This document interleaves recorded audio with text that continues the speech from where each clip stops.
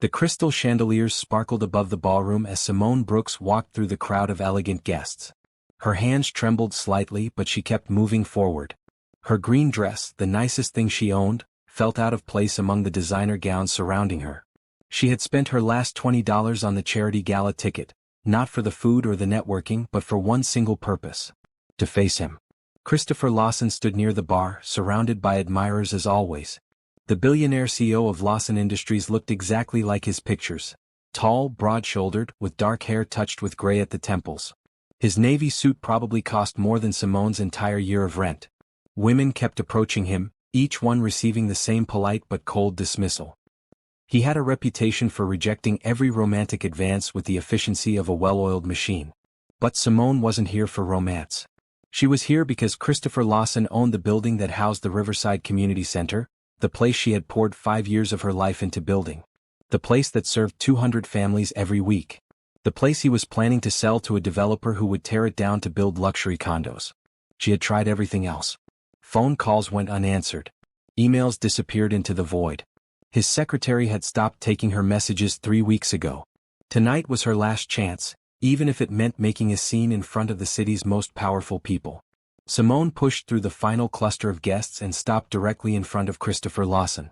Up close, his gray eyes were even colder than she had imagined. He glanced at her with the same detached politeness he had given everyone else. "Mr. Lawson," Simone said, her voice steady despite her racing heart. "We need to talk about the Riverside Community Center." "I don't discuss business at social events," Christopher replied, his tone flat. He started to turn away. "Then maybe you should discuss it somewhere, anywhere, instead of ignoring the 200 families whose lives you're about to destroy." The conversations around them began to fade. People were starting to notice. Christopher turned back, his expression unchanged. "Miss Brooks, Simone Brooks, I've been trying to reach you for 3 months. I'm sure my staff has handled your concerns. Your staff sent me a form letter. A form letter telling me that the building I've worked in for 5 years is being sold in 60 days. Simone felt the anger she'd been holding back start to rise. "Do you have any idea what that community center means to people? We teach kids to read. We help people find jobs. We feed families who have nowhere else to go." "I'm sure you do good work," Christopher said, his voice still maddeningly calm. "But this is a business decision." "A business decision." Simone repeated the words and something in her snapped. Around them, the entire ballroom had gone quiet. "Is that what you call it when you put profit over people? When you take away the only safe place some kids have? When you destroy something beautiful just because you can?" "Miss Brooks, this is neither the time nor the place." "Then when is the time? When is the place? You won't take my calls. You won't read my letters. You hide behind your assistants and your lawyers while real people suffer." Simone's voice carried across the silent room. "I came here tonight because I'm desperate. Because in 60 days, everything I've built is gone. And you don't even care enough to look me in the eye while you do it." For the first time, Christopher Lawson truly looked at her. His gray eyes met hers and something flickered in them. Surprise maybe. Or interest. "You're right," he said quietly. "I should have taken your call." The admission shocked Simone into silence. "Come to my office Monday morning. 9 o'clock. We'll discuss this properly." He pulled a business card from his pocket and handed it to her. "Ask for me directly." Simone stared at the card, then back at him. "You'll really meet with me?" "I said I would." She wanted to say something else to press her advantage, but the exhaustion of the last 3 months suddenly crashed over her. She had done what she came to do. "Thank you," she managed. Christopher nodded once, then walked away, leaving Simone standing in the middle of the ballroom with every eye in the room on her. As the shocked whispers started up around her, Simone clutched the business card and tried to breathe normally. She had just publicly confronted the most powerful man in the city. She had called him out in front of everyone who mattered. Tomorrow she would either be a hero or unemployed. But at least she had tried. At least she had spoken up for the people who couldn't speak for themselves. Her grandmother had always told her that kindness and courage went hand in hand. Sometimes love for others meant risking everything. Simone turned and walked out of the ballroom with her head high, even though her legs felt like water. Behind her, the whispers grew louder. By morning, everyone would know what she had done. The night air hit her face as she stepped outside. She had spent her last $20 on that ticket. She would have to walk home, a journey of 45 minutes through the city streets. But she barely noticed. Her mind kept replaying the moment when Christopher Lawson had looked at her, really looked at her, and said she was right. Maybe, just maybe, Monday morning would bring a miracle. Maybe the coldest man in the city had a heart after all. Simone started walking, the business card still clutched in her hand, and let herself hope. Have you ever had to risk everything for something you believed in? What would you do if your community's future depended on convincing someone who seemed impossible to reach? Drop your thoughts in the comments below, and don't forget to subscribe for the rest of Simone's journey. Will Christopher Lawson really help her, or was his promise just empty words? Monday morning arrived too quickly. Simone stood in front of Lawson Industries headquarters, a gleaming glass tower that reached 30 stories into the sky. Her navy dress, pressed carefully the night before, suddenly felt shabby. She had been awake since 5, rehearsing what she would say. The lobby was all marble and chrome. A security guard directed her to the top floor. When the elevator doors opened, a woman in a perfect gray suit greeted her immediately. "Miss Brooks? Mr. Lawson is expecting you. This way, please." Simone followed, her heart pounding. She had expected to wait, to be made to feel small and insignificant. Instead, she was being treated like an important client. Christopher's office took up half the top floor. Windows on 3 sides offered views of the entire city. He stood looking out at the skyline, his back to the door. "Mr. Lawson, Miss Brooks is here," the assistant announced. He turned. In the morning light, he looked different than he had at the gala. Tired maybe. More human. He wore a white shirt with the sleeves rolled up, no jacket. "Thank you, Patricia. Please hold my calls." When they were alone, Christopher gestured to a sitting area by the windows. "Please sit down." Simone perched on the edge of a leather chair, her folder of documents clutched in her lap. "Thank you for seeing me. I should have seen you months ago." He sat across from her, his posture formal but not hostile. "You were right. About everything you said Saturday night." The admission stunned her. I've been too focused on numbers and not enough on people. When I reviewed your file yesterday, I realized I had made a significant error in judgment." He leaned forward slightly. "Tell me about the Riverside Community Center. Everything. What you do, who you serve, why it matters." So Simone told him. She spoke for 20 minutes, describing every program, every success story, every child who had learned to read, every adult who had found work. She showed him photographs and letters from families. She explained how the center had become the heart of the neighborhood. Christopher listened without interrupting. When she finished, he was quiet for a long moment. "I'm going to be honest with you, Miss Brooks. I had no idea any of this existed. When my property managers recommended selling that building, I looked at profit margins and market values. I never visited. I never asked what was actually happening there. And now..." Simone held her breath. "Now I want to make this right." He stood and walked to his desk, returning with a folder. "I'm proposing something different. Instead of selling the building, I want Lawson Industries to become the primary sponsor of the Riverside Community Center. We'll renovate the building, fund your programs, and provide resources for expansion." Simone felt her eyes widen. "What?" "You'll maintain complete control of programming and operations. We'll simply provide financial backing and support." He handed her the folder. "These are initial proposals. Review them with your board, suggest changes, tell me what you need." She opened the folder with shaking hands. The numbers inside made her dizzy. It was more money than she had dreamed of asking for. "Mr. Lawson, this is incredibly generous. It's what should have happened from the beginning." He sat back down. "I've spent 10 years building a company and forgot why I started. My mother ran a community center when I was young. It closed due to lack of funding.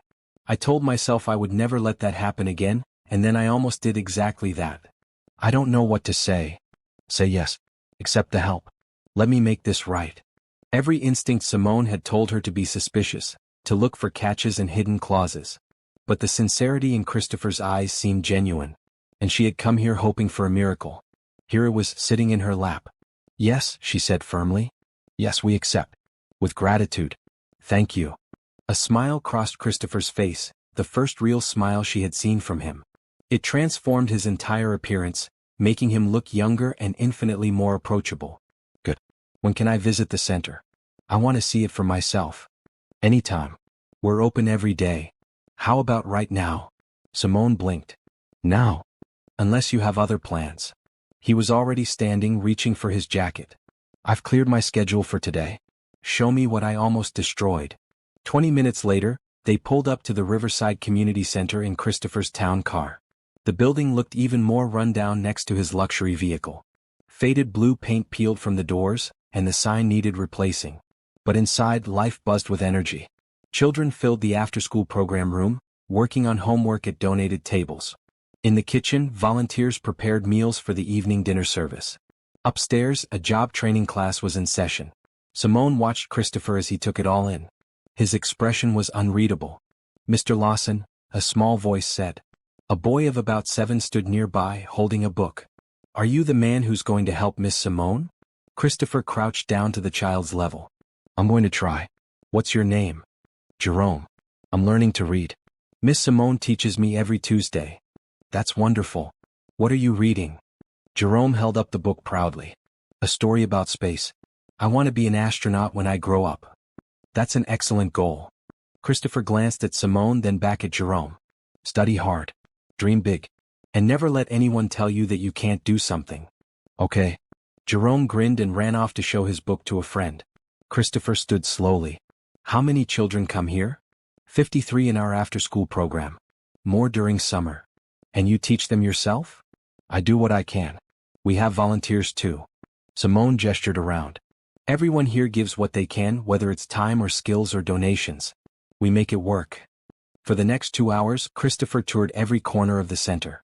He spoke with volunteers, met parents picking up their children, and watched a cooking class in progress.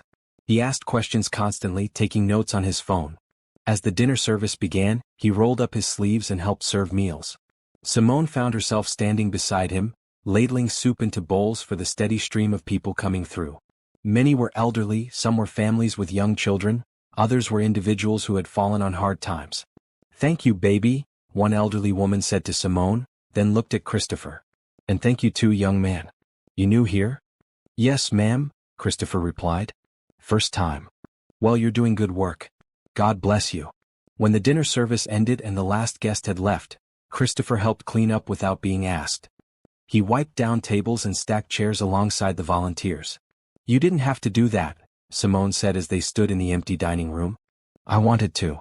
He looked around at the worn but clean space. "This place is special. You've built something truly remarkable here. We all built it together. But you're the heart of it. That's obvious." He met her eyes. "I meant what I said this morning. I want to help. Whatever you need. You already have. More than you know." Simone felt emotion tighten her throat. 3 months ago I thought we were finished. Now you have a partner. If you'll have me." She extended her hand. "Partners." He shook it, his grip warm and firm. "Partners." As Christopher left that evening, Simone stood in the doorway watching his car disappear into the city traffic.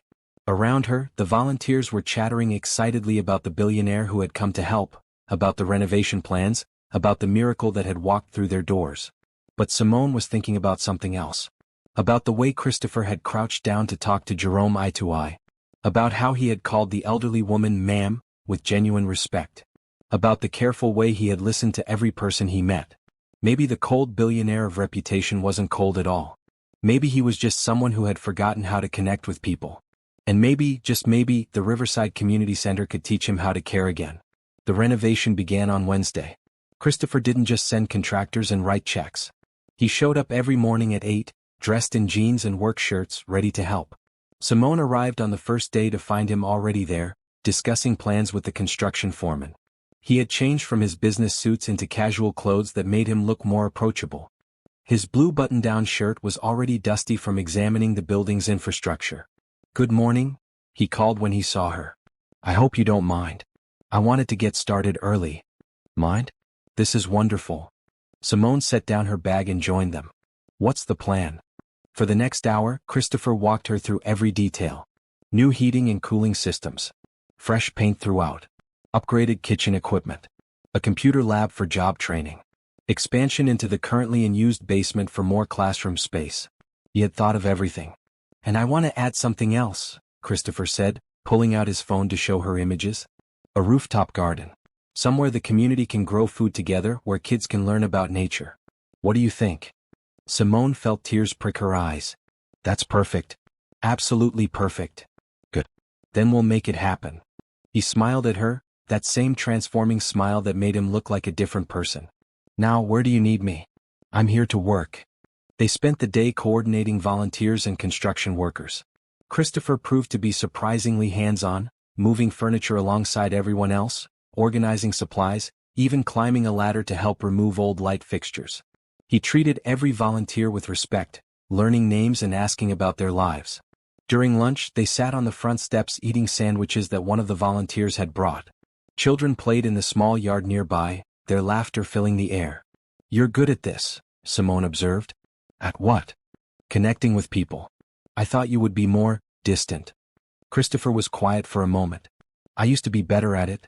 Then I spent years building a company focusing only on success and growth. Somewhere along the way I forgot that business is about people, not just profit." "What made you change?" "You did." He looked at her directly. "When you stood up to me at that gala, you reminded me who I used to be. Who I want to be again."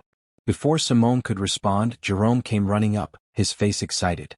"Miss Simone, Mr. Christopher, come see what we found in the basement." They followed the boy downstairs, where a group of children had discovered a collection of old books in a forgotten corner. The volumes were dusty but intact, classics and adventure stories from decades past. "Can we keep them?" Jerome asked hopefully. "Absolutely," Christopher said immediately. "In fact, let's create a proper library. We'll get bookshelves, comfortable chairs, good lighting. Make it a real reading room." The children cheered and immediately began planning where everything should go. Simone watched as Christopher knelt among them, listening seriously to each suggestion, treating their ideas with genuine consideration. As the days passed, a routine developed. Christopher arrived every morning. They worked together all day. In the evenings, they reviewed progress and made plans for the next day. The center began to transform before their eyes. But more than the building was changing. Simone found herself looking forward to Christopher's arrival each morning. She noticed small things about him.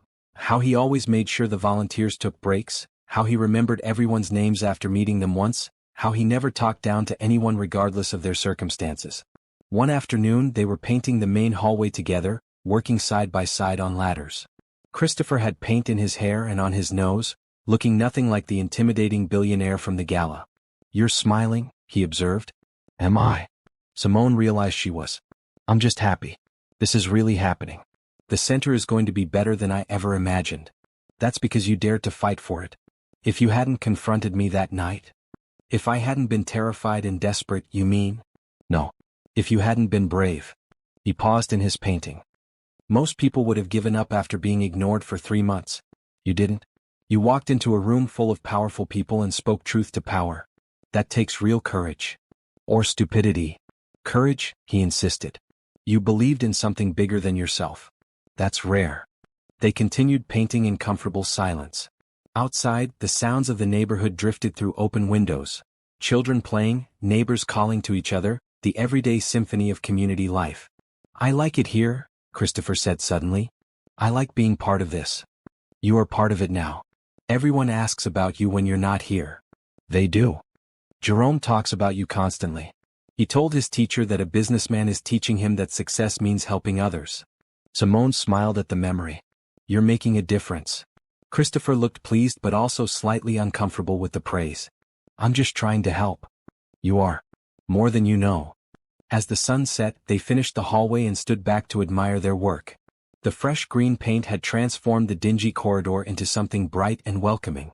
"We make a good team," Christopher said. "Yes," Simone agreed. "We do." Over the following weeks they fell into an easy partnership. Christopher brought business expertise and resources. Simone brought knowledge of the community and understanding of their needs. Together they created something neither could have accomplished alone. The computer lab opened first, equipped with new computers and software that Christopher's company donated. They held a ribbon-cutting ceremony, and 20 people signed up for job training classes on the spot. The kitchen renovation finished next. Commercial-grade equipment replaced the old donated appliances. The cooking classes expanded, teaching nutrition and meal preparation skills to families. Through it all, Christopher was there.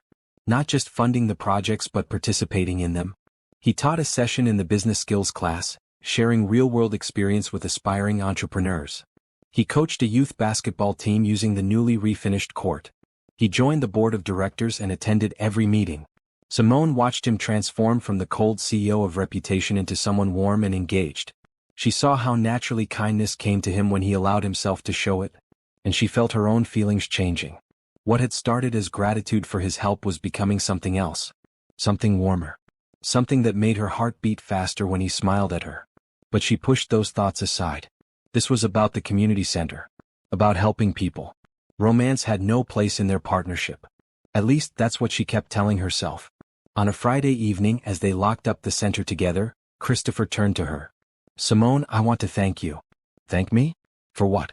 "You're the one who saved us. You saved me first. Before I met you, I was going through the motions of life. Building wealth but not meaning. You reminded me what matters. You gave me purpose again." Simone felt her breath catch. "Christopher. I know we're partners in this project.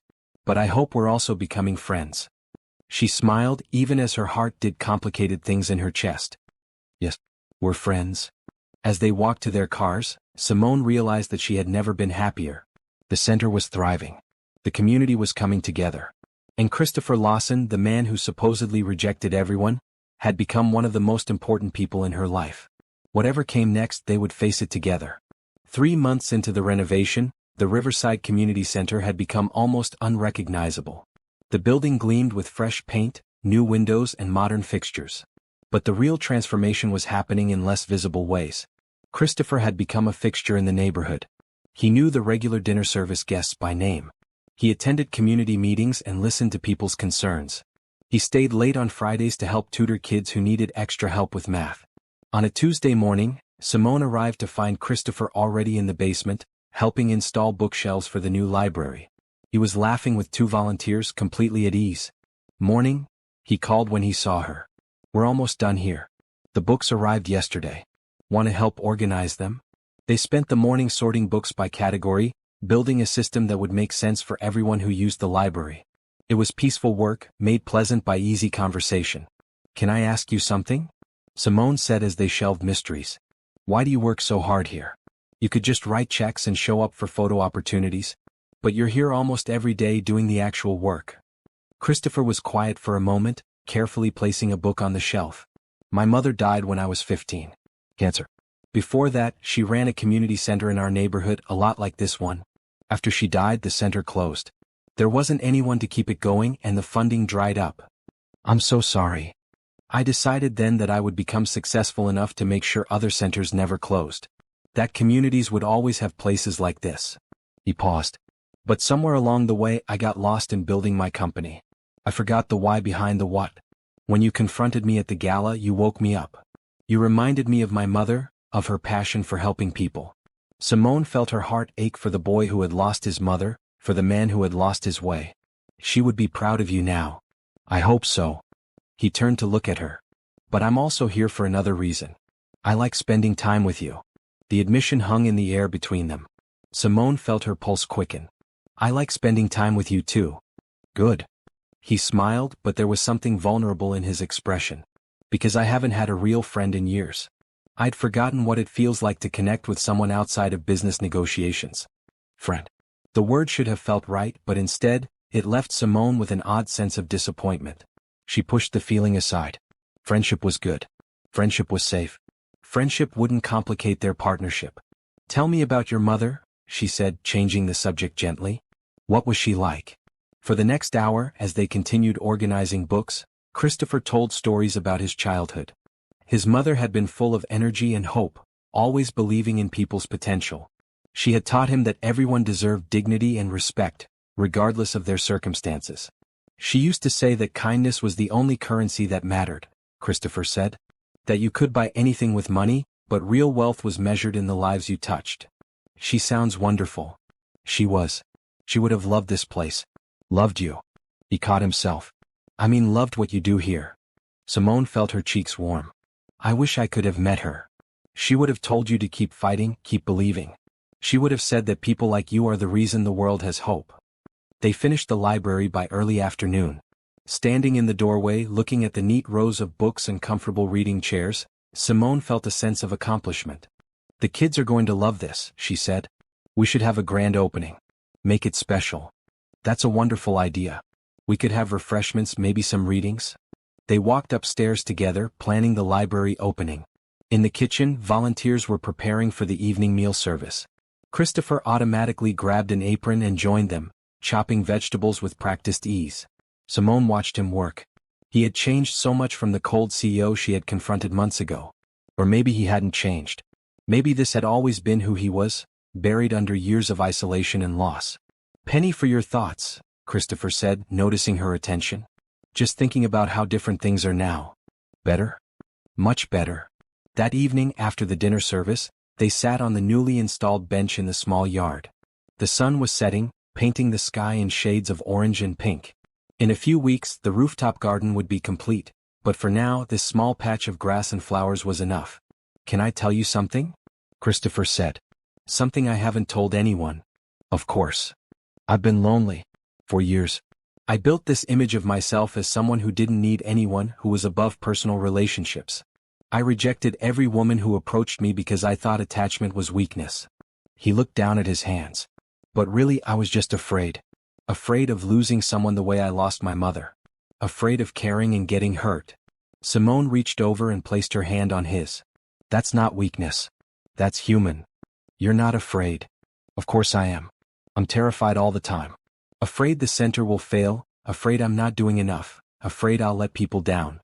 But I do it anyway because the love I have for this community is bigger than my fear." "How do you do that?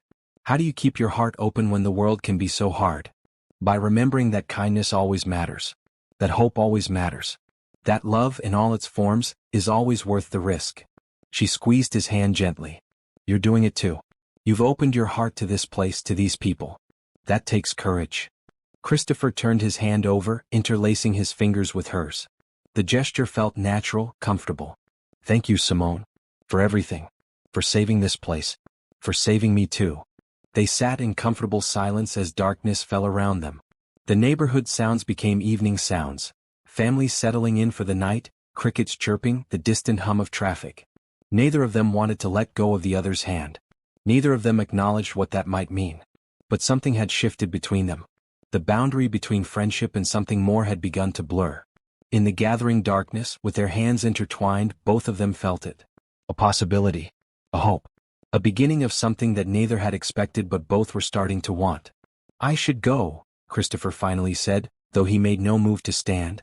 "Yes," Simone agreed, though she didn't release his hand. They sat for 5 more minutes before finally, reluctantly letting go. As Christopher walked to his car, he turned back to wave. In the porch light, Simone waved back, feeling something warm bloom in her chest. Tomorrow they would go back to being partners, friends, colleagues. But tonight, for just a moment, they had been something else. Something undefined but undeniably real. And both of them would lie awake that night, thinking about a simple touch of hands and what it might mean for the future. The library opening was a huge success. Children clustered around the new bookshelves, pulling out volumes with wonder. Parents browsed the parenting section. Job seekers found resources for interviews and resume writing. The space quickly became everyone's favorite part of the renovated center. Christopher had arranged for a local author to come read to the children. Jerome sat in the front row, his eyes wide with amazement. Afterward, he ran up to Christopher with a book clutched in his hands. "Mr. Christopher, will you read with me?" "I'd be honored." Simone watched them settle into 2 comfortable chairs, Christopher's deep voice bringing the story to life while Jerome followed along. Something in her chest squeezed tight. This man, who supposedly rejected everyone, was now completely transformed by the simple act of reading to a child. After the event, as volunteers cleaned up, Christopher found Simone in her office. "Do you have a minute?" he asked, leaning against the doorframe. "Always. What's on your mind?" He came in and closed the door, which immediately made Simone's heart rate increase. Christopher looked nervous, which was unlike him. He ran a hand through his hair, a gesture she had learned meant he was uncertain about something. "I have something to ask you, and I want you to know that there's absolutely no pressure. If you say no, nothing changes between us. We're still partners, still friends." "Christopher, what is it? Would you have dinner with me?" "Not a business dinner. A real date." Simone felt her breath catch. She had been trying so hard not to think about her growing feelings for him, telling herself that their partnership was too important to risk. But hearing him ask the question made her realize how much she wanted to say yes. "I know this is complicated," Christopher continued when she didn't immediately answer. "The center, our partnership, everything we've built together. But I can't stop thinking about you, Simone. When I'm not here, I'm thinking about seeing you the next day. When I'm with you, everything feels right in a way nothing else has for years. Yes, Simone said. Christopher blinked. Yes. Yes, I'll have dinner with you. I want to. She stood up and walked around her desk. I've been trying not to feel this way because I was afraid of what it might mean for the center. But kindness and hope mean taking risks, right? And I think you're worth the risk. His smile was brilliant. Really? Really? Tomorrow night? I'll pick you up at 7? Perfect. Christopher left with a spring in his step that made several volunteers comment on his good mood. Simone spent the rest of the day in a happy daze, helping with evening programs while her mind raced through her closet, trying to decide what to wear. That night, she called her best friend Denise, who had been her supporter through all the center's struggles. He asked me on a date, Simone announced as soon as Denise answered. The billionaire? Christopher Lawson? Yes. Denise squealed. Finally. We've all been waiting for this. What do you mean we've all? Girl, everyone at the center has been watching you two dance around each other for months. The way he looks at you? The way you light up when he walks in the room? It's been obvious to everyone except apparently you two. Simone laughed. I was trying to be professional. Professional is good. But happiness is better. So what are you wearing? They spent an hour discussing outfit options, settling on Simone's red dress, the one that made her feel confident and beautiful. After hanging up, Simone stood in front of her mirror, holding the dress up and allowing herself to feel excited. Christopher Lawson had asked her on a date. The man who rejected everyone had chosen her. Not because she was different or special, but because they had built something real together. Because they had become friends first, partners in a shared mission. Because kindness and hope had brought them together. The next evening, Simone was ready by 6:30, too nervous to sit still. When Christopher knocked on her apartment door at exactly 7, she took a deep breath before answering. He stood in the hallway in a charcoal gray suit, holding flowers. But it was the expression on his face when he saw her that made her heart soar. Pure admiration mixed with wonder. You look beautiful, he said softly. Thank you. You look very handsome. She accepted the flowers, a bouquet of bright yellow sunflowers. These are lovely. They reminded me of you. Bright and warm. She put them in water, then grabbed her purse. Where are we going? You'll see. He took her to a restaurant on the top floor of one of the city's oldest buildings. The view of the skyline was spectacular, but Simone found herself more interested in Christopher than the scenery. Away from the center, he seemed more relaxed but also more vulnerable. This wasn't Christopher the CEO or Christopher the volunteer. This was just Christopher, a man on a date hoping to make a good impression. I have to admit, he said after they ordered. I'm nervous. I haven't done this in years. Neither have I. I've been too busy with the center. Then we're both out of practice. He smiled. We'll figure it out together. Dinner was easy and comfortable. They talked about everything. Their childhoods, their dreams, their favorite books and movies. Christopher told funny stories about his early days building his company. Simone shared memories of starting the center with nothing but determination and hope. Do you ever regret it? Christopher asked. Dedicating so much of your life to the center? You could have focused on your own career, made more money, had an easier life. Never. Not once.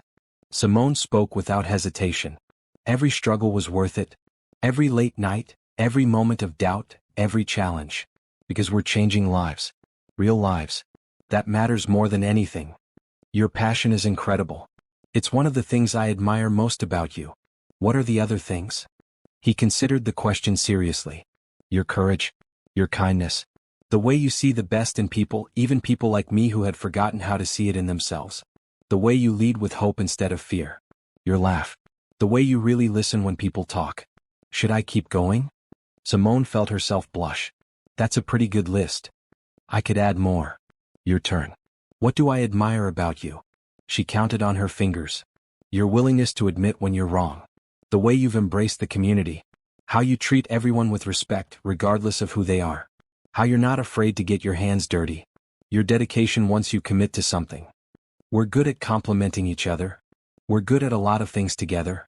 After dinner, they walked through the nearby park. The evening was warm and couples and families filled the paths. Christopher took her hand as they walked, and Simone felt a sense of rightness settle over her. I want to be honest with you, Christopher said. I've spent years avoiding relationships because I was afraid.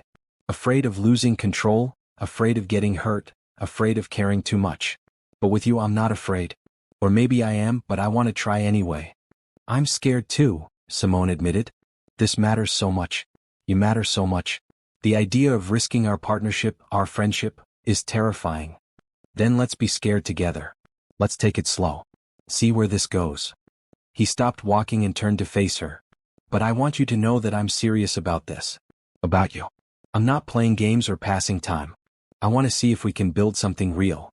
Simone looked up at him, at the sincerity in his gray eyes, at the hope and vulnerability in his expression. This was a man who had opened his heart after years of keeping it locked away. Who had chosen kindness over coldness, connection over isolation. Who had chosen her. I want that too, she said. He smiled, then leaned down slowly, giving her time to pull away if she wanted. She didn't want to. When his lips met hers, it felt like coming home. The kiss was gentle, sweet, full of promise. When they pulled apart, Christopher rested his forehead against hers. I've wanted to do that for months. Why didn't you? Timing. Fear. Uncertainty. Pick your excuse. He laughed softly. But I'm glad I finally did. They continued walking hand in hand, talking about everything and nothing. Time seemed to both stop and speed up. Before Simone realized it, they were back at her apartment building. I had a wonderful time, she said. So did I. Can we do this again? Soon. I'd like that. Christopher walked her to her door, kissed her goodnight one more time, and then waited until she was safely inside before leaving. Simone leaned against her closed door, her hand over her racing heart, and smiled. Tomorrow they would go back to work at the center. But now everything had changed. They weren't just partners or friends anymore. They were something more. Something that felt like the beginning of forever. What do you think about Christopher and Simone's first date? Do you believe in taking chances on love even when it's risky? Share your thoughts in the comments, and make sure you're subscribed so you don't miss what happens next in their story. Over the following weeks, Christopher and Simone fell into a new rhythm. During the day they worked side by side at the community center, professional and focused. But in the evenings they explored their new relationship, going on dates and learning about each other in deeper ways. The center continued to thrive. The rooftop garden opened, and community members of all ages came to plant vegetables and flowers. Christopher organized a mentorship program, bringing in business professionals to coach aspiring entrepreneurs. Simone expanded the tutoring services, helping even more children with their studies. Through it all they supported each other. When Simone felt overwhelmed by the demands of running an expanding organization, Christopher helped her delegate and organize.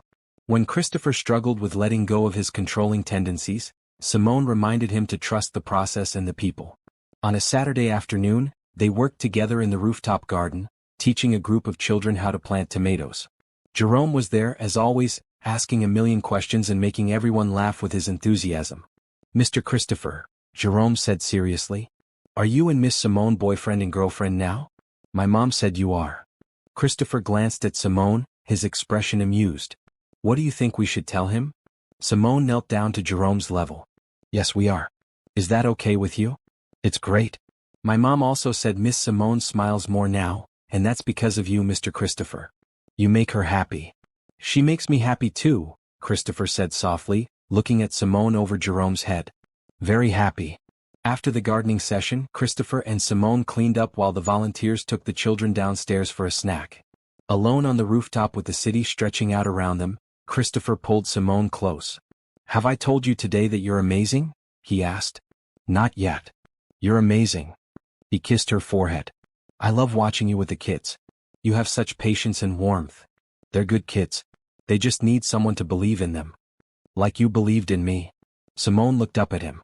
I didn't have to believe in you. You showed me who you really were. You just had to let yourself be that person again. Christopher was quiet for a moment, his arms around her waist, looking out at the skyline. My father called yesterday. He heard about what I'm doing here. What did he say? He thinks I'm wasting my time and resources. That charity work is fine for tax write-offs but shouldn't be my main focus. He said I'm neglecting my company and my reputation. Christopher's voice was carefully neutral. How did that make you feel? At first angry, then sad. Because he doesn't understand that this is what success really looks like. Not money in a bank account but lives being changed. Communities being strengthened. People having hope. He looked down at her. He doesn't understand that I've found something here that I was missing for years. purpose, connection, love. The last word hung in the air between them. They had been dating for a month, but neither had said the word yet. Simone felt her heart beat faster. Love, she repeated softly. Yes, love for this community. Love for the work we're doing together. He paused. And love for you, Simone. I'm in love with you. Tears filled her eyes. I love you too. I've been wanting to say it but didn't know if it was too soon. There's no such thing as too soon when it's real. Christopher cupped her face gently. I fought falling in love for so long, convinced it would make me weak or vulnerable. But loving you doesn't make me weak. It makes me stronger. Better. More myself than I've ever been. She kissed him, pouring all her feelings into it. When they pulled apart, both were smiling through happy tears. So what did you tell your father? Simone asked. I told him that I've finally figured out what matters. And if he can't support that, then I'm sorry, but I'm not changing my mind. This is my life now. This work. This community. You.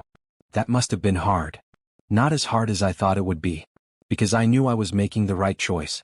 The only choice. He took her hands. Simone, I want to tell you something about my past.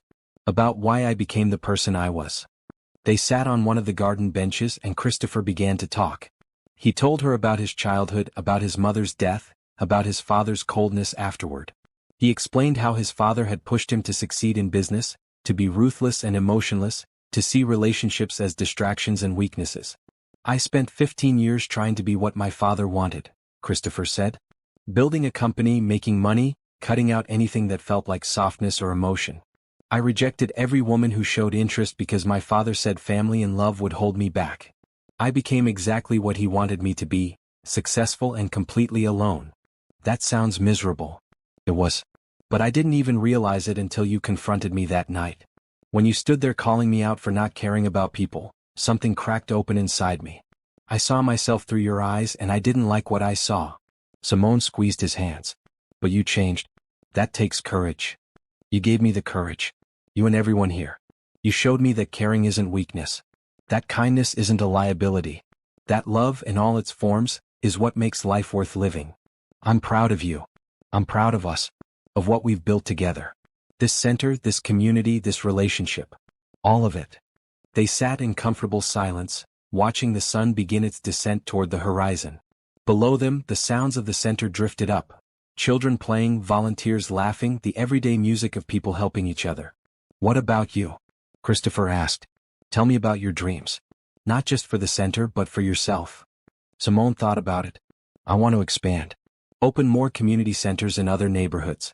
Create a network of support across the entire city. I want to prove that communities can thrive when people care about each other, when kindness and hope lead the way. That's a beautiful vision. How can I help make it happen? You already are. Every day. I mean bigger. Let's make this a real plan. Use Lawson Industries' resources to replicate this model across the city. Across the country eventually. Why should only one neighborhood benefit from what we've learned? Simone felt excitement bubble up. You're serious? Completely. I've been thinking about it for weeks. What if we created a foundation? The Riverside Foundation for Community Development. We'll fund new centers, provide training and support, share best practices. Make kindness and community building scalable. Christopher, that would be incredible. But it's such a big undertaking. So was saving this center. You did that. He pulled her closer. We can do this together. Use my resources and your knowledge. My connections and your heart. We'll change the world, one community at a time. Tears spilled down Simone's cheeks. I can't believe this is real. 6 months ago I thought we were finished. Now we're talking about expanding across the country. 6 months ago I thought I knew what success meant. Now I know it means this.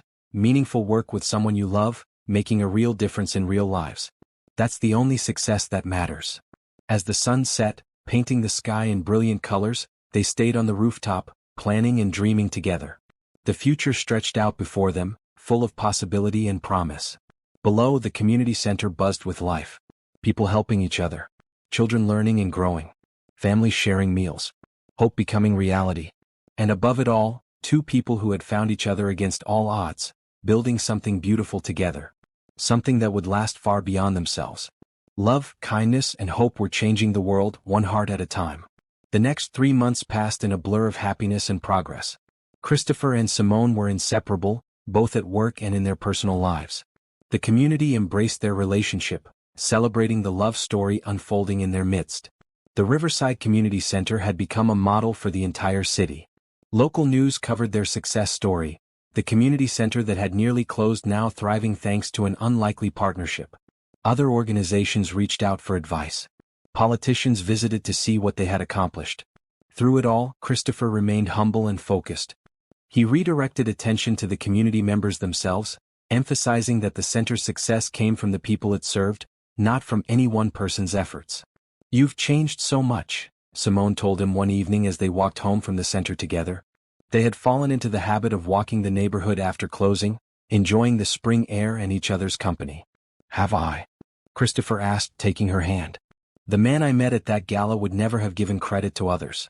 He was all about personal achievement." "That man was a fool." Christopher stopped walking and pulled her close. He didn't understand that real achievement is measured by the lives you touch, not the wealth you accumulate. He didn't know that sharing success makes it sweeter. He definitely didn't know that loving someone makes everything better. Simone smiled up at him. "You're getting sentimental in your old age." "I'm 35, thank you very much. And yes, I am sentimental. About you. About us. About this life we're building together." They continued walking, their fingers intertwined. Around them, the neighborhood was settling into evening. Families sat on stoops, enjoying the warm weather. Kids played one last game before being called in for bed. The community they served lived and breathed around them. "I have something to tell you," Simone said. "The city council contacted me today. They want to use our model for a new initiative. They're offering funding to help us expand to 3 more neighborhoods." Christopher's face lit up. "Simone, that's incredible. This is exactly what we hoped for." "I know. It's happening faster than I expected. But I'm worried. What if we can't maintain the same quality when we expand? What if we lose what makes this place special?" "We won't. Because the special thing about this place is the philosophy behind it. Putting people first, building community, leading with kindness. That scales. We'll train new directors, share our approach, provide ongoing support. And we'll do it together." "Together?" Simone echoed, feeling reassured. "I like the sound of that." That weekend, they hosted a community celebration to mark the center's 1-year anniversary since the renovation began. The rooftop garden overflowed with flowers and vegetables. The library was filled with readers. Every program was thriving. During the celebration, Jerome approached them with his mother, a woman named Patricia who worked 2 jobs to support her 3 children. "Miss Simone, Mr. Christopher," Jerome said formally, "my mom wants to tell you something." Patricia's eyes were damp with emotion. "I just wanted to say thank you. A year ago, I didn't know how we were going to make it. I was working all the time and my kids were struggling. Then this center became our lifeline. Jerome learned to read here. My daughter got help with her math. And I took the computer class that helped me get a better job. You saved us. Both of you." Simone hugged her. "You saved yourself. You did the work. We just provided the space. That space changed everything." Patricia looked at Christopher. "And you, Mr. Lawson. People told me you were cold and cruel. But you've been nothing but kind to my family. Thank you for seeing us as people, not just charity cases." Christopher looked genuinely touched. "Thank you for letting me be part of your community. You and your children have taught me more than I've taught you." As Patricia and Jerome walked away, Christopher turned to Simone. "Moments like that make everything worthwhile." "Yes," she agreed. "They really do." Later that evening, after all the guests had gone home and the volunteers had finished cleaning up, Christopher and Simone stood alone in the main hall. The space was quiet, peaceful, full of the echoes of a day well spent. "Dance with me," Christopher said suddenly. "There's no music." He pulled out his phone and started a slow song. Then he took her in his arms and began to sway gently. Simone rested her head on his chest, listening to the steady beat of his heart. "I could do this forever," Christopher murmured. "Dance in empty community centers? Be with you. Anywhere. Everywhere. Forever." Simone pulled back to look at him. "Forever is a long time. Not long enough." His expression was serious, vulnerable. "Simone, I've never been more certain of anything in my life. You're my forever. This work we do together, this life we're building, the love we share. I want all of it always." "So do I." She touched his face gently. "I love you, Christopher. More than I knew it was possible to love someone." They kissed and it felt like a promise. A commitment to each other, to their shared mission, to the future they were creating together. Over the following weeks, they worked on plans for the expansion. Christopher brought in architects and construction managers. Simone recruited and trained new directors for each location. Together, they refined their approach, documenting everything they had learned over the past year. The first new center opened in the West Side neighborhood, following the Riverside model exactly. Christopher and Simone attended the ribbon-cutting ceremony, watching with pride as another community gained access to the services they needed. "This is just the beginning," Christopher said as they toured the new facility. "5 years from now, we'll have centers in every neighborhood that needs one." "You think big," Simone observed.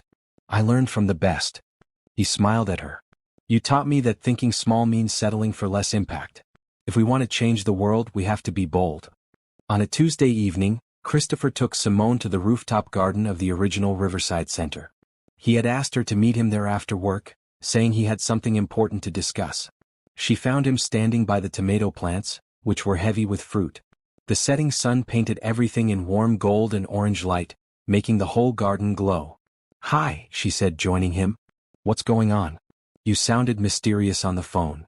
Christopher took her hands and she noticed he seemed nervous. "I wanted to talk to you somewhere special. This rooftop has become symbolic for me. It represents growth, new life, potential being realized. It's where we first told each other we loved each other." "I remember." Simone felt her heart beginning to race. Something big was happening.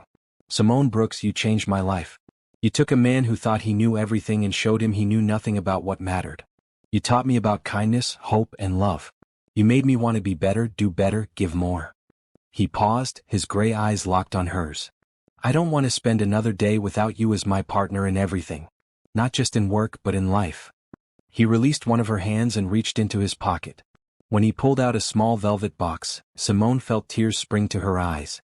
"I'm not getting down on one knee because I think we're equals, partners in every way. But I am asking you with my whole heart, will you marry me?"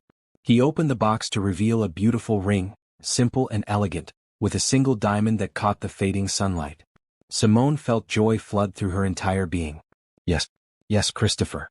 Yes to everything. Yes to forever." He slipped the ring on her finger, then pulled her into his arms, kissing her as the sun set behind them. When they finally pulled apart, both were crying happy tears. "I love you," he said. "I love you so much." "I love you too. So much it almost hurts." They stayed on the rooftop as darkness fell, holding each other and making plans for their future. A future filled with love, community work, and the joy of building something meaningful together. Below them, the community center glowed with light. Inside, people were helping each other, learning, growing, thriving. Above them, stars began to appear in the darkening sky. And in between, two people who had found each other through courage and kindness, ready to face whatever came next together. Their love story was just beginning. The engagement announcement spread quickly through the community and beyond. Everyone at the Riverside Center celebrated with genuine joy. Jerome appointed himself the official ring bearer in training, practicing his serious walk down imaginary aisles. Volunteers planned an engagement party. The neighborhood buzzed with happiness. But not everyone was pleased with Christopher and Simone's success. Preston Hughes, CEO of Hughes Development Corporation and Christopher's longtime business rival, watched their growing influence with increasing irritation. Preston had competed with Christopher for years. Every major deal, every business opportunity, every chance for recognition had become a contest between them. But Preston had always felt secure in one area. He was better connected, more ruthless, more willing to do whatever it took to win. Christopher's transformation bothered Preston deeply. The cold, focused businessman he used to compete against had become soft, distracted by charity work and romance. Preston had expected this to hurt Christopher's business, but instead, Christopher's reputation had soared. Lawson Industries was attracting top talent who wanted to work for a company with values. Investors were impressed by Christopher's community commitment. The business press was calling him a visionary leader. Worse, Christopher seemed genuinely happy. He had found something Preston didn't have: love, purpose, meaningful connection. And Preston couldn't stand it. So Preston began to plot. He would remind Christopher what happened when you lost focus. He would show Simone that building on kindness made you vulnerable. And he would do it in a way that wouldn't trace back to him directly. Preston started small. He used his connections on the city planning board to slow down permit approvals for the new community centers. Paperwork got lost. Inspections found minor violations that required refiling. Progress slowed from a sprint to a crawl. At first, Simone and Christopher thought it was normal bureaucratic delays. But as the problems multiplied across all 3 expansion sites simultaneously, they began to suspect something more. "This doesn't make sense," Simone said, reviewing the latest round of rejection notices. "We followed all the procedures exactly. These violations they're citing are either false or incredibly minor." Christopher's expression was grim. "Someone's interfering. The question is who and why." They redoubled their efforts, appealing every decision and triple-checking every submission. But the obstacles kept appearing. Construction crews showed up to find their permits mysteriously suspended. Deliveries of equipment were delayed without explanation. Inspectors became increasingly difficult. Meanwhile, Preston moved to Phase 2. He arranged for unfavorable news coverage. A reporter with connections to Hughes Development wrote an article questioning whether community centers were the best use of urban space. Another piece suggested that Christopher was neglecting his company responsibilities. A third implied that Simone lacked the experience to manage multiple locations. The articles weren't outright attacks, just subtle enough to plant seeds of doubt. But Simone felt their effect. Donors began calling with concerns. The city council reconsidered parts of their funding commitment. Some volunteers worried that the expansion was too ambitious. "Don't let them get to you," Christopher said, pulling Simone close one evening after a particularly difficult day. "We know what we're doing. We know our impact is real." "I know. But it's frustrating. Everything was going so well and now it feels like we're fighting fires everywhere. We'll figure out who's behind this. And we'll stop them." Christopher hired a private investigator, who began tracing the connections between the various obstacles they were facing. Within 2 weeks he had a name, Preston Hughes. "I should have known," Christopher said, reading the report. "Preston has always been competitive, but I didn't think he'd stoop this low." "What do we do?" Simone asked. "We expose him. We show everyone what he's doing and why." But Preston had anticipated this. He had been careful to keep his involvement indirect. He had used intermediaries, made suggestions rather than direct orders, created plausible deniability at every step.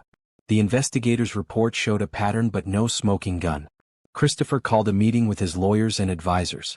They reviewed every option, looking for a way to stop Preston's interference without engaging in the same kind of underhanded tactics. "We could fight fire with fire," one lawyer suggested. "Use our connections to block some of Hughes Development's projects." "No," Christopher said firmly. "That's not who we are. We don't hurt people to win." "Then what do we do?" another advisor asked. "Preston's winning. He's slowing us down, damaging our reputation, undermining everything you've built." Christopher looked at Simone. "We do what we've always done. We focus on the work. We let our results speak for themselves. And we trust that kindness and integrity will win in the end." "That's risky," the lawyer warned.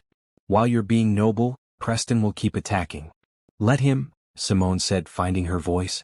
"Every attack just shows his character compared to ours.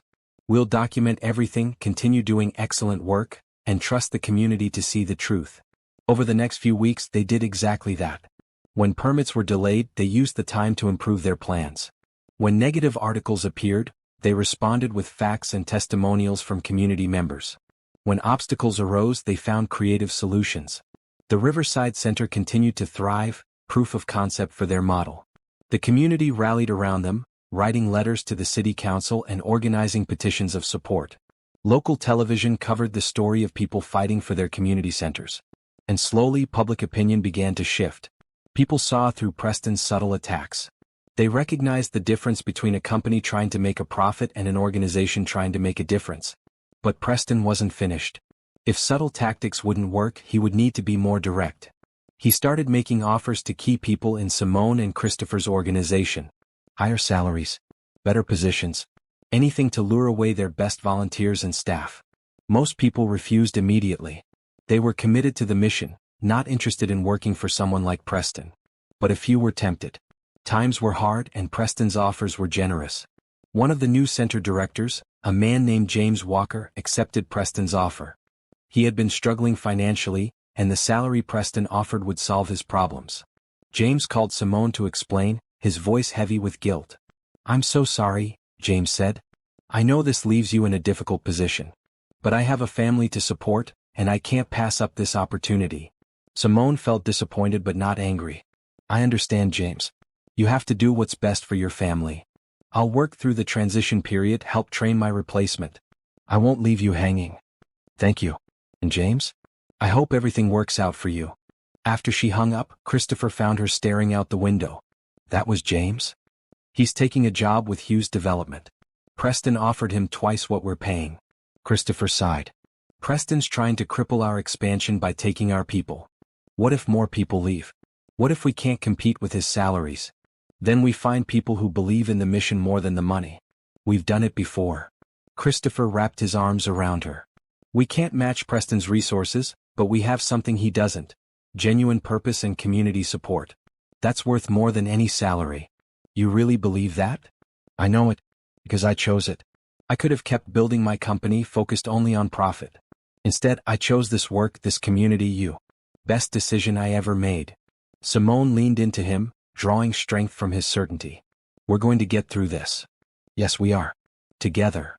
But as they stood looking out at the city, both wondered what Preston would try next. The battle was far from over, and the stakes kept getting higher. Their dream of expanding community services across the city hung in the balance.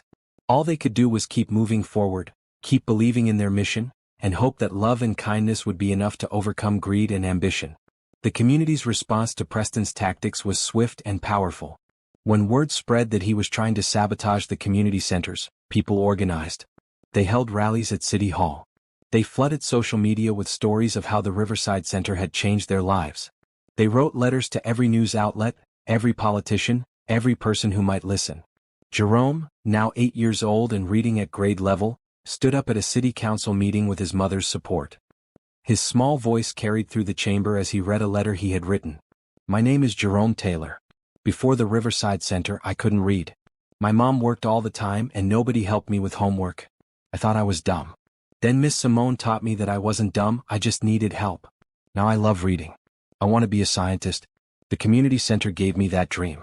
Please don't let anyone take it away from other kids like me. There wasn't a dry eye in the room. The council members approved the permits that had been mysteriously held up. Within days, construction resumed on all 3 expansion sites. But Preston wasn't deterred. He called Christopher directly, no longer bothering with indirect tactics. You're making a mistake, Preston said without preamble. All this charity work is distracting you from real business. Lawson Industries stock is flat while other companies in our sector are surging. My company is doing fine, Christopher replied calmly. And even if it wasn't, I'm happy with my choices. Happy? You used to be a competitor. Now you're a social worker playing businessman. I used to be miserable. Now I'm fulfilled. If you can't see the difference, Preston, I feel sorry for you. Sorry for me? I'm winning. I'm building an empire while you're building sandboxes for children. And when you're lying on your deathbed, Preston, what will you have to show for your empire? Money you can't take with you? Property that will belong to someone else? I'll have community members whose lives I touched. Children I helped educate. Families I helped feed. That's the only empire that matters. Preston was silent for a moment. You've changed, Christopher. Yes, I have. For the better. You could too if you wanted. I don't need to change. I'm successful. Are you happy? The question seemed to catch Preston off guard. What? Are you happy? When you wake up every morning, are you excited about your day? Do you have people who genuinely care about you, not your money? Do you feel like your life has meaning? Preston hung up without answering. But the call left Christopher thinking. He discussed it with Simone that evening. I almost feel bad for him, Christopher said. He's so focused on winning that he's forgotten why the game matters. Can we reach him? Show him there's another way? I don't know. But maybe we should try. Christopher drafted a letter to Preston. He didn't attack or defend. Instead, he invited Preston to visit the Riverside Center, to see for himself what they were building. He offered to show Preston that success and service weren't mutually exclusive, that you could do well while doing good. He didn't expect a response. But 3 days later, Preston showed up at the community center unannounced. Simone was teaching a literacy class when Preston walked in. She recognized him immediately from photos.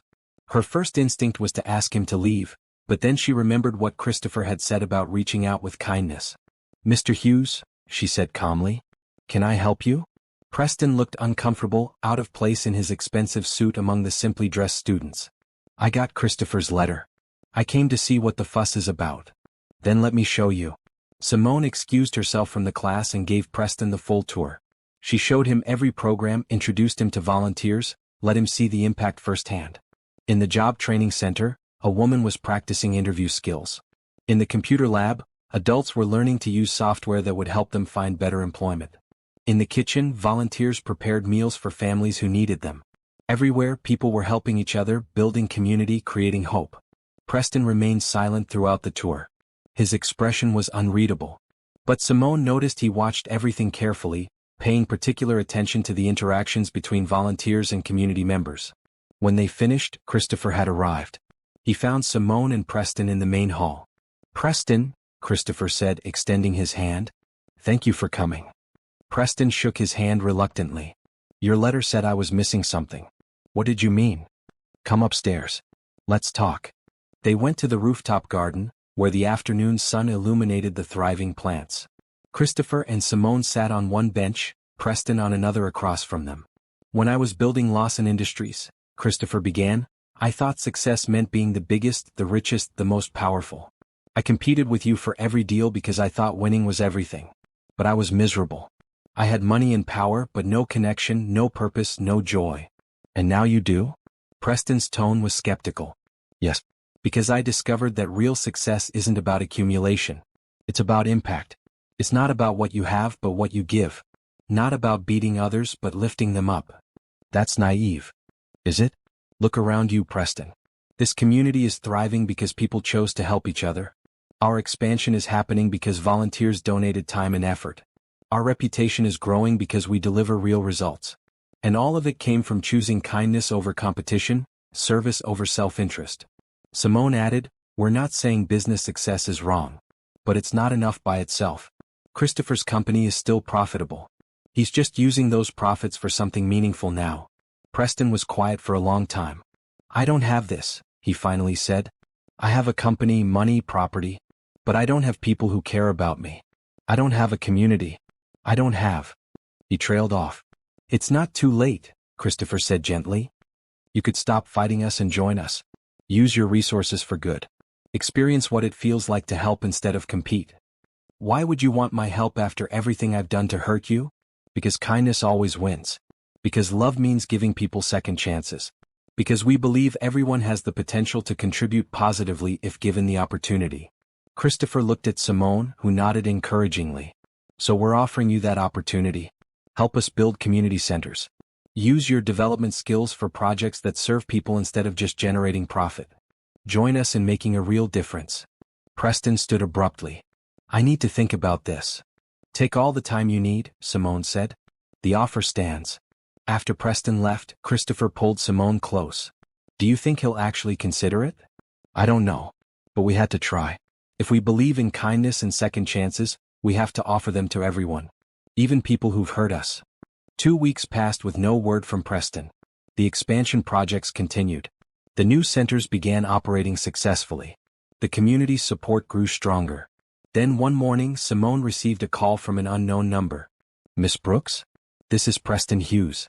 I've been thinking about your offer. I'd like to discuss how I might help with the expansion." Simone gestured excitedly to Christopher, who was working nearby. "Mr. Hughes, that's wonderful. When would you like to meet?" "Today if possible. I have some ideas I'd like to share." That afternoon, Preston returned to the Riverside Center. This time he came with plans. He had used his development expertise to design a more efficient model for building community centers. He offered to donate construction services for the next 3 locations. And he proposed creating a joint venture, Hughes Development and Lawson Industries working together to build community spaces across the city. "Why the change of heart?" Christopher asked. Preston looked down at his hands. "I went home after our last meeting and realized I was alone. Completely alone. I have employees who fear me, competitors who hate me, and no one who actually cares about me as a person. I've spent my entire life trying to win, and all I've won is isolation." He looked up, meeting their eyes. "You two have something I don't. Real partnership. Real purpose. Real happiness. And I want that. So I'm asking, will you give me a chance? Let me prove I can contribute to something meaningful?" Simone and Christopher exchanged glances. This was the moment they had to practice what they preached. To offer grace instead of grudges. To lead with hope instead of skepticism. "Yes," Simone said firmly. "We'll give you that chance. Welcome to the team, Preston." Christopher extended his hand. Partners? Preston shook it, and for the first time since they'd met, he smiled. Partners. Over the following months, Preston transformed as Christopher had before him. He still ran his development company, but now he focused on projects that served communities. He volunteered at the centers regularly. He used his connections to help secure funding and permits. And slowly he began to experience what it felt like to give instead of take. The day the fourth community center opened, Preston stood with Christopher and Simone at the ribbon-cutting ceremony. The crowd cheered as the three of them cut the ribbon together, partners in building something that mattered. Later, as they toured the new facility, Preston pulled Christopher aside. Thank you. For not giving up on me. For showing me there was another way. Thank you for being willing to change. That's the hardest thing anyone can do. I still have a lot to learn about this kindness thing. We all do. That's why we do it together. As they rejoined Simone and the community celebration, Christopher felt a deep sense of peace. They had faced challenges and come through stronger. They had offered grace and seen it transform lives. They had chosen love over fear, kindness over competition, hope over doubt. And they had won in the way that mattered most, by making the world a little bit better, one person and one community at a time. 6 months after Preston's transformation, the network of community centers spanned 12 locations across the city. Each one thrived with the same model. Programs focused on education, job training, and community support, all driven by volunteers and sustained by partnerships between businesses and neighborhoods. The Riverside Foundation for Community Development had become a recognized leader in urban community building. Other cities were reaching out, wanting to replicate the model. Christopher, Simone, and Preston were regularly invited to speak at conferences and workshops. But for all their external success, what mattered most to Christopher and Simone was the life they were building together. They had moved into a house near the original Riverside Center, wanting to stay close to the community that had brought them together. Their wedding was planned for spring, and the entire neighborhood was involved in preparations. Jerome had grown another inch and took his ring-bearer duties very seriously. Volunteers were handling decorations. The rooftop garden would be filled with flowers for the ceremony. On a Saturday morning in March, Simone woke to find Christopher already up, standing by the bedroom window looking out at the neighborhood. "Can't sleep?" she asked, joining him. "Just thinking about how much has changed in 2 years. When I bought that building, planning to sell it for profit, I had no idea it would change my entire life. No regrets. Not a single one." He pulled her close. "You saved me, Simone. You showed me what really matters. We saved each other. I was about to lose everything I'd worked for. You gave me the resources to not just survive but thrive. We're a good team. The best team." They spent the morning at the center as they did most Saturdays. The place hummed with activity. Children were playing basketball in the gym. Adults attended a financial literacy workshop.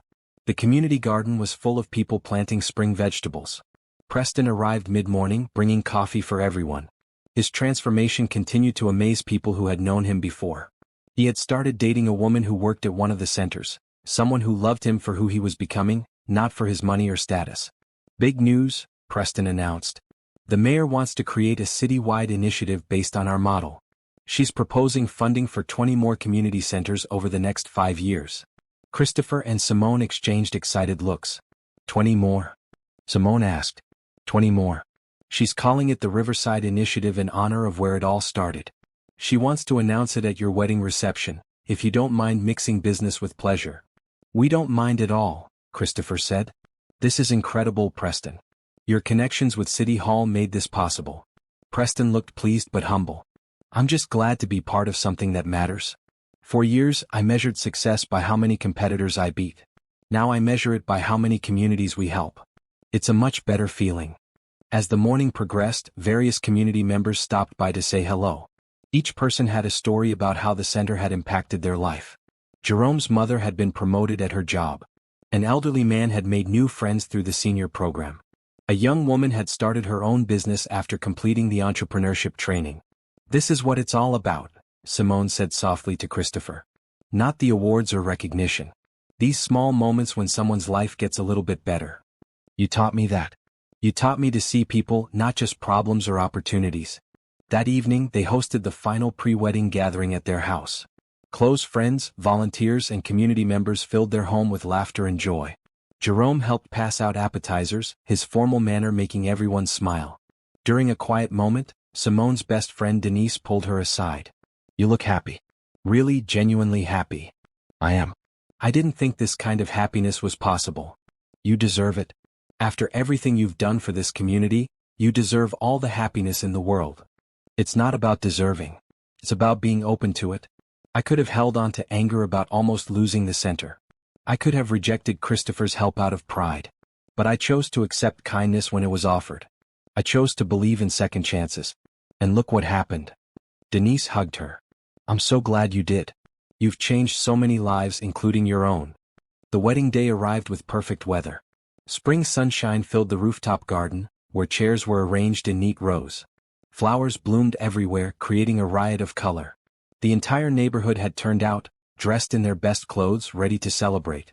Simone stood in the center's office, wearing a beautiful white dress that her friends had helped her choose.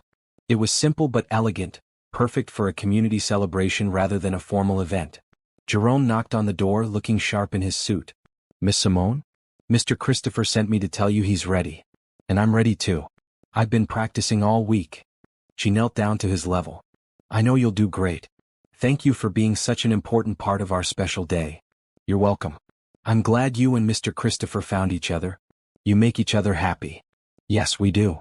Music started playing. Simone took her father's arm and walked through the center one last time before becoming Mrs. Lawson. They passed the library, the computer lab, the kitchen, the gym. Every space held memories of transformation and hope. Then they climbed the stairs to the rooftop. The ceremony was short and sweet, focused on community and love. Christopher's eyes never left Simone's face as she walked toward him. When they exchanged vows, promising to support each other in their mission to serve others, many guests cried happy tears. Jerome carried the rings with utmost seriousness, presenting them at exactly the right moment. The community cheered as Christopher and Simone were pronounced husband and wife. The reception filled the entire center. Every floor had food, music, and celebration. The mayor arrived as promised and announced the Riverside Initiative to thunderous applause. She presented Christopher and Simone with a commendation for their community service. But the best part was watching everyone come together. Rich and poor, young and old, longtime residents and new arrivals, all celebrating as one community. This was the dream realized. People united by kindness and hope, proving that love could overcome any obstacle. As the sun set, Christopher and Simone slipped away to the rooftop for a quiet moment together. Below them, the celebration continued. Above them, stars began to appear in the darkening sky. Mrs. Lawson, Christopher said, pulling her close. How does it feel? Perfect. Absolutely perfect. She kissed him softly. Thank you for taking a chance on a woman who dared to talk back to you. Thank you for seeing past the cold billionaire to the person I could become. Thank you for teaching me about real success. Thank you for loving me. Always. Forever. They stood together, looking out at the city they were helping to transform, one community at a time. Their love story had started with a confrontation at a gala, but it had blossomed into something beautiful. A partnership built on shared values, mutual respect, and a commitment to making the world better. The Riverside Community Center, which had almost closed 2 years ago, now anchored a network of hope across the entire city. Thousands of lives had been touched. Hundreds of families had been helped. Countless dreams had been made possible. And it all started because one woman had the courage to speak up, and one man had the humility to listen. As they rejoined the celebration, hand in hand, Christopher and Simone knew that this was just the beginning. They would spend the rest of their lives serving communities together, building networks of support, spreading kindness and hope wherever they went. Love had led them to each other. Kindness had transformed them both. Hope had built something lasting and beautiful. And their forever was just beginning.